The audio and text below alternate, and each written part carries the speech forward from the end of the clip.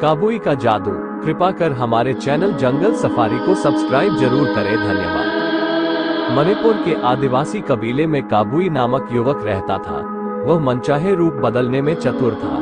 दिन में वह आदमी के वेश में रहता था, किंतु शाम होते ही किसी भी जंगली पशु के रूप में बदल जाता। एक शाम उसने जंगली भैंसे का रूप धारण किया और शिकार की तलाश में चल पड़ा। एक बुधिया जंगल से लकड़ी काटकर लौट रही थी। वो दबे पांव उसके पास पहुंचा और बोला, आज मैं तुझे खाकर ही भूख मिटूंगा। बुढ़िया के तो होश ही उड़ गए। अचानक उसे जान बचाने की तरकीब सूझ गई। मुंह बनाकर बोली, खाना है तो खा लो, पर मुझमें वह स्वाद कहाँ जो थाबाटन में होगा। काबुई चौंका, गर्ज कर पूछा, थाबाटन कौन है? वो 7 भाइयों की अकेली बहन है। अच्छा भरा हुआ शरीर है, कितना ताजा मांस है, बुढ़िया बोली। काबुई ने बुढ़िया से वादा किया कि थाबाटन का पता पाने पर वो उसे छोड़ देगा। बुढ़िया ने उसे बताया कि थाबाटन के भाई उसे कमरे में बंद कर जाते हैं। जब बाहर से भाई संकेत करते हैं तभी वो दरवाजा खोलती है, अन्यथा वो बाहर नहीं निकलती। कैसा संकेत?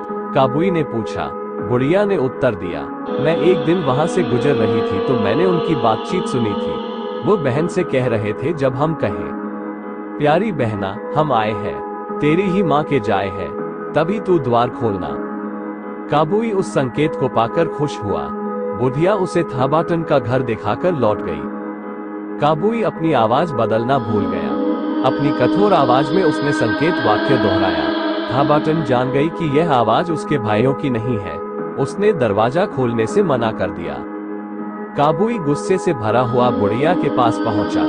जैसे ही वह उसे खाने लगा, चालाक बुढ़िया ने कहा, चलो मैं साथ चलकर दरवाजा खुलवाती हूँ। बुढ़िया ने ठीक भाइयों जैसी आवाज में पुकारा। इस बार थाबाटन धोखा खा गई।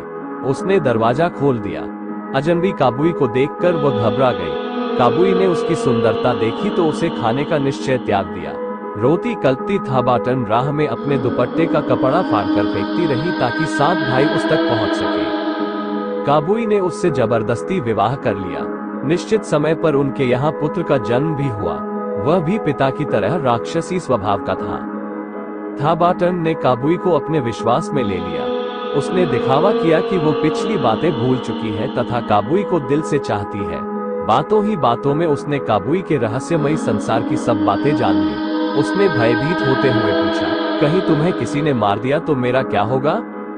काबुई खिलखिलाकर बोला कि उसे कोई नहीं मार सकता। साथ ही उसने अपने मरने का एकमात्र रास्ता भी बतला दिया। थाबाटन ने उसे याद कर लिया।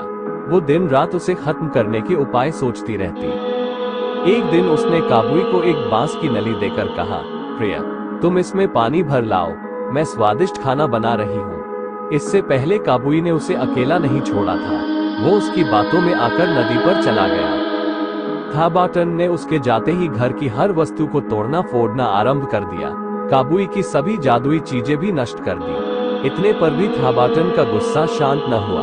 उसने पूरे घर को आग लगा दी। इधर काबुई बांस की नली में पानी भर रहा था। जो ही वो पानी भरता बांस की नलकी खाली हो जाती। दरअसल उस नलकी में दोनों ओर छेद था जो बाहर से दिखाई नहीं देता था। थाबाटन के मोह में काबुई बहुत समय तक खोखली नली में पानी भरता रहा। कुछ समय बाद असल बात सामने आई तो उसके क्रोध की सीमा न रही। वो हुंकारता हुआ घर की ओर दौड़ा।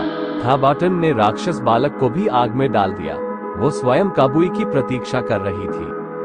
काबुई के आते ही उसने उसी के बताए तरीके से उसका वध कर दिया। तभी दुपट्टे के टुकड़ों के सहारे 7 भाई भी उसे ढूंढते हुए पहुंच गए। अपनी बहन की सूझबूझ और चतुराई को देखकर वे दंग रह गए। उन्होंने थाबाटन की पीठ थपथपाई व उसे गले से लगा लिया। बहादुर थाबाटन ने वेश बदलने वाले खतरनाक काबुई का जादू सदा के लिए मिटा दिया।